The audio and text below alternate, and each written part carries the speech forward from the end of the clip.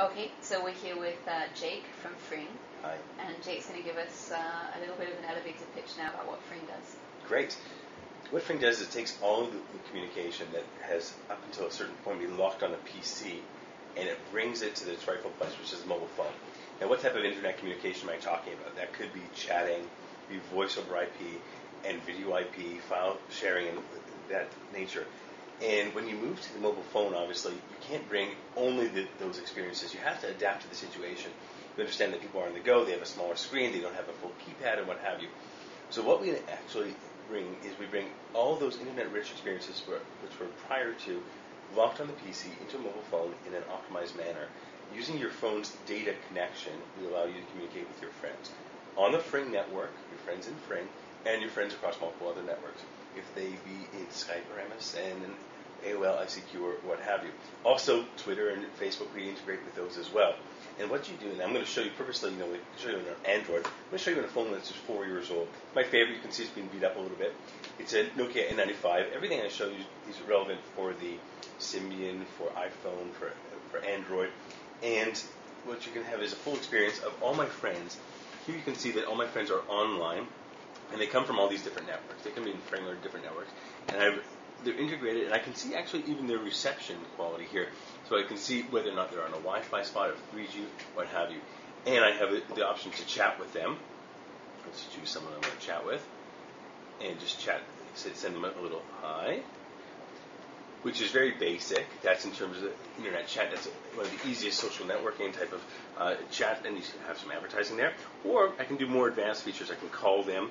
And in this instance, I can do a voice call, which is voice over IP, or we actually are also the innovators and pioneers in video calling over IP. So let's see if I can call my friend and to see if they'll pick up. You can see I'm making a video over IP call. This is a picture of you, and this is where they're going to show up, if I'm not waking them up. Hi, how you doing? Hi. Hello. I say hi to my friends here. Perfect. Okay, I won't disturb you. Cheerio. What you just saw here is purely over data, and that's a video call. So you can imagine it's an experience that you're familiar with from the PC, but we bring it to the mobile phone. So we allow you to do internet-rich communication from your mobile phones, from these fun devices and these ones, and the whole gamut. So who are Fring's competitors, and how are you guys different from them? Who is Fring's competitors? Okay, it's such a... on the highest level, the competitor would be the PC, because these are internet experiences which are only on the PC. People don't think of video calling as something that they can do from their mobile phone. So that's one level. Then you have certain elemental areas where they can do mobile chat or chatting. So ICQ in one level is a partner, but it's also a competitor, because you can do chatting from almost anywhere, even from a mobile phone. AOL has a chat application, but you can't go as deep with the rich communication experience which I just showed you on the mobile phone. So everyone likes to say that they're unique. We are unique in certain aspects, that we are solely mobile. We don't think of ourselves, we have no PC application. We're proud of that. We understand the mobile environment and the use case there. We bring all those rich internet communications to the mobile phone. And because you're basically voice over IP for a lot of things, it's data. So do you have relationships with the telcos? I mean, do they not hate you guys? Well, it's some love us and some hate us. But firstly, let me just reset the barriers. We do everything over IP. We're not solely voice over IP. I showed you some chatting, some video, file transfer, location-based services. So we have a whole gamut of services that we offer. But to that issue about voice over IP, are we a competitor or an enabler? And it depends who you talk to. And firstly, we have relationships with operators. Some are actually embracing us. And if I talk about some of the last conferences we went to, Mobile World Congress, we used to be the pariah. No one used to come close to us. We were the devil. And then you see deals between Skype and Verizon, where you have the biggest names in voice over IP doing a deal with a mobile operator, and then it opens people's minds and say, what are they doing the deal for? What is the essence of the deal? And when you look at the operator landscape, many are still in a voice battle. Some are into data, some are into smartphones, some are into engagement. And if I tell you that the average Fringster is online for 4 hours a day, that's 4 hours of engagement, which otherwise the operator does not touch. And it's communication based. Because we do more than just a phone call and SMS, we allow you to see someone's presence. see their status. These are internet phenomena that we've made available on the mobile phone. So we have operators and partnerships who are seeking this and are thinking, how do I move beyond the voice? How do I move into the data or the smartphone upsell and start monetizing that relationship, that 4 hours of engagement, where otherwise it would be stuck on a PC. So, and tell me a little bit, we saw a little bit of the video now. Mm-hmm. So how come Fring got into the whole mobile video thing, and where's it going? Well, this was something that our consumers were asking for. The question is, when were we able to do it? We did it November 24th. We were the first on Symbian, December 1st, the first on iPhone. It's momentarily we will be the first on Android. So we have these launches, and it's the natural way of extending the interaction. We actually are talking about moving beyond voice. We see presence. There's different types of engagement on the mobile phone, and it's being redefined. Get away from the 160 characters of an SMS or the phone call. Communication on the internet is different. How do you describe a poke? You know, the Facebook notion of a poke.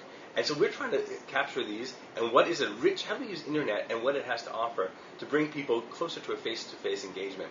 And I'll just give you a fun use case. My folks live in Canada. So I'm driving home and I'm waving and talking to my folks on my phone from the car, and it's free. So it's a remarkable thing where my phone call to Canada will be pretty pricey. Can I do a video call to Canada? I have no idea. But on GSM. But if I use IP, I know that I can do that, and I know exactly what the bill is. So it allows for many different types of engagement, things that I would never even consider. And even if I have the functionality on my basic phone, I don't know how much it costs or how to use it. But because we come from it from a different angle, from the PC-based angle, where people understand the notions of how to interact, and we think, well, how would that work in a mobile setting? Then we have fast adoption. There's an interesting stat, hopefully I'm not boring you, don't fall asleep, whereby in Western European markets, 40 to 60% of the voice calls have video, which is remarkable. Yeah. Remarkable, that means that there is a latent demand for this. People want more internet-rich communication. And I saw recently that you guys did an iPad video, so it's coming to iPad, or it is on iPad. It is on iPad. Okay, and do you think that that's going to change the way people fring? Do you think that the iPad is going to really drive people's awareness? It's interesting. We're moving into a new category of devices. We have of course the netbooks, the laptops, and the tablets, and we also have bigger phones, and so we're really blurring the lines here.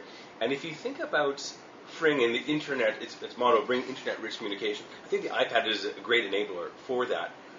Whether or not it's the right device to speak into is the next question. Or to do video calls, probably more likely because it has a big screen. To do chat, there's no camera on this. You're right. I'm saying with the next generations, I think that we're going to see the tablets moving in that direction. So if you go and download Fring on the iPad right now, you're going to get something which is not optimized because of the limitations of the device itself, the tablet. But when we go into other tablets, which we're seeing by other manufacturers, we are seeing 2 cameras, we're seeing keyboards, we're seeing a lot of other things which make it a lot easier to use the Fring on that device. So I think the iPad is one big step. I think they will introduce the whole nature of the apps to a whole new category of consumers.